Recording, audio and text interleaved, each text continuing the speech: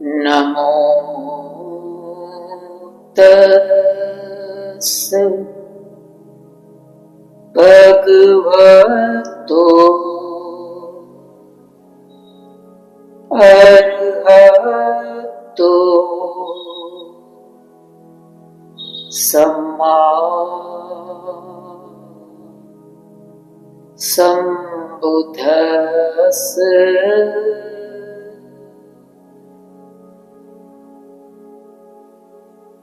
साधु साधु साधु। भारत में आज से करीब 2500 साल पहले ईसा पूर्व 268 से 232 दरमियान एक महान बौद्ध विभूति का शासन हुआ करता था, जिसका नाम था सम्राट अशोक। ये 36 साल के शासन काल में इस सम्राट ने जो किया, उसने उन्हें सम्राट का खिताब दिलवा दिया। सम्राट का अर्थ होता है सभी राज्यों पर राज करने वाला, विशाल साम्राज्य का मालिक। यह खिताब अशोक को उनके विशाल साम्राज्य के कारण मिला था, जिसके आधिपत्य में 1000 से भी अधिक राजा हुआ करते थे। उसी तरह अशोक का अर्थ होता है जो शोक रहित है। बौद्ध धर्म के इस महान सम्राट अशोक का जन्म पाटलिपुत्र में हुआ था, आज जिसे हम बिहार के पटना के नाम से जानते हैं। उनके एक पुत्र महेंद्र और पुत्री संघमित्रा थी। अशोक को शुरुआत में एक क्रूर शासक माना जाता था, उनको चंड अशोक कहा जाता था। परंतु कालांतर में हृदय परिवर्तन के बाद उसने प्रजा के कल्याण के लिए कई कार्य किए। पिता बिंदुसार की मृत्यु के पश्चात उनके पुत्रों में सम्राट बनने की होड़ मच गई।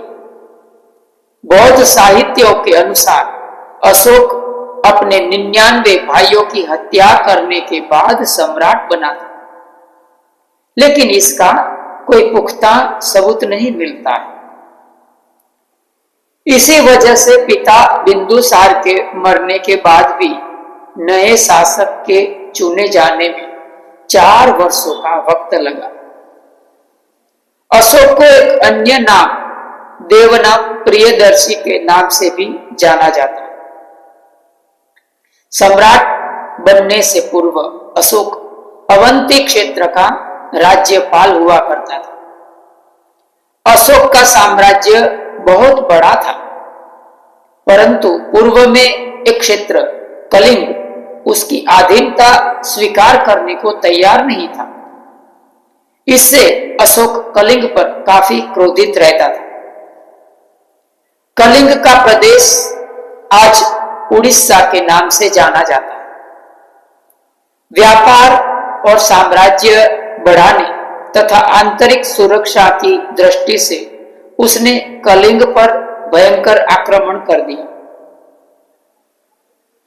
इस युद्ध में काफी रक्तपात हुआ।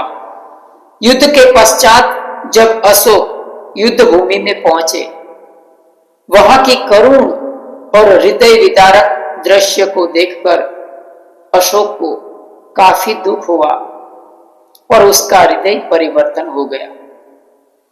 उसने कभी युद्ध नहीं करने की ठान ली। उसने युद्ध के स्थान पर धम्म के मार्ग पर चलने का निर्णय लिया। अब चंड अशोक धम्म अशोक बन गया। उसने एक बौद्ध सन्यासी उपगुप्त से बौद्ध धर्म की दीक्षा ली और बौद्ध धर्म को अपना लिया। अशोक ने अपने शासन काल में कई बौद्ध स्तूप, स्तंभ और अभिलेख बनवाए, जिसको शिलालेख भी कहते हैं। उनके द्वारा बनवाए गए 14 अभिलेखों की अभी तक प्राप्ति हुई है।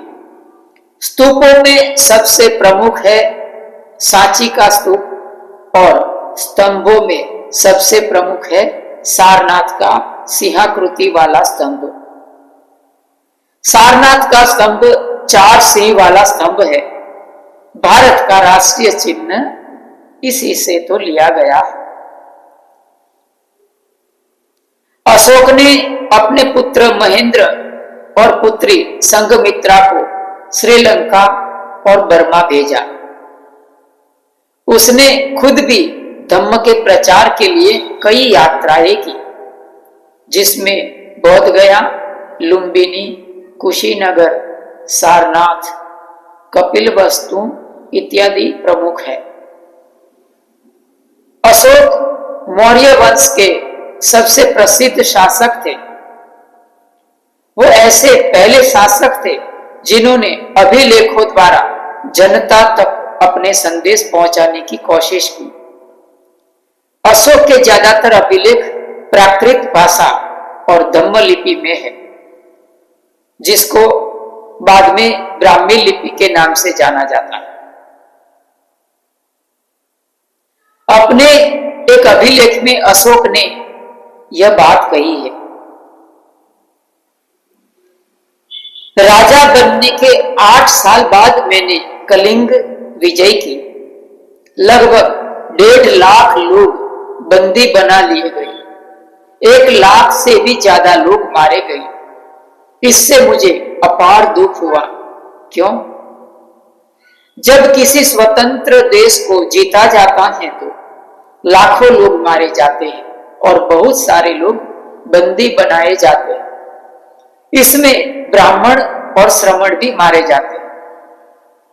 जो लोग अपने सगे संबंधियों और मित्रों को बहुत प्यार करते हैं तथा दासों और मृतकों के प्रति दयावान होते हैं, वे भी ऐसे युद्ध में या तो मारे जाते हैं या अपने प्रियजनों को खो देते हैं। इसीलिए मुझे पश्चाताप हो रहा है। अब मैंने धम्म पालन करने एवं दूसरों को इसकी शिक्षा देने का निर्णय किया है। मैं मानता हूं कि धम्म के माध्यम से लोगों का दिल जीतना बलपूर्वक विजय पाने से ज्यादा अच्छा है। मैं यह भी अभिलेख भविष्य के लिए एक संदेश के रूप में इसीलिए उत्कीर्ण कर रहा हूं कि मेरे बाद मेरे बेटे और मेरे पोते भी युद्ध ना करें। इसके बदले उन्हें यह सोचना चाहिए कि धम्म को कैसे बढ़ाया जाए। अशोक अपने अंतिम शासन काल में बीमार थे और अपने शासन काल के 37वें वर्ष में पाटलिपुत्र, जिसको हम आज पटना के नाम से जानते हैं, वो 72 वर्ष की आयु में उनकी मृत्यु हो गई। लोगों के लिए अशोक के संदेश, अपनी प्रजा के लिए अशोक का क्या संदेश है? लोग विभिन्न अवसरों पर अनुष्ठान करते हैं। उदाहरण के लिए, जब वे बीमार होते हैं, जब उनके बच्चों का विवाह होता है, बच्चों के जन्मदिन पर और जब यात्रा शुरू करते हैं, तब वे तरह तरह के अनुष्ठान करते हैं। ऐसे कर्मकांड किसी काम के नहीं। इसके बदले यदि लोग दूसरी रीतियों को माने तो वो ज्यादा फलदायी होगा। ये अन्य प्रकार की रीतियां क्या है? यह है अपने दासों और नौकरों के साथ अच्छा व्यवहार करना, बड़ों का आदर करना, सभी जीवों पर दया करना और ब्राह्मणों तथा सवर्णों को दान देना। अपने धम्म की प्रशंसा या दूसरों के धम्म की निंदा करना, दोनों ही बातें गलत है। हर किसी को दूसरे धर्म का आदर करना चाहिए। यदि कोई अपने धर्म की बड़ाई और दूसरे के धर्म की बुराई करता है तो वो वास्तव में अपने धर्म को ज्यादा नुकसान पहुंचा रहा है। इसीलिए हर किसी को दूसरे के धर्म के प्रमुख विश्वासों को समझने की कोशिश करते हुए उसका आदर करना चाहिए। साधु साधु साधु।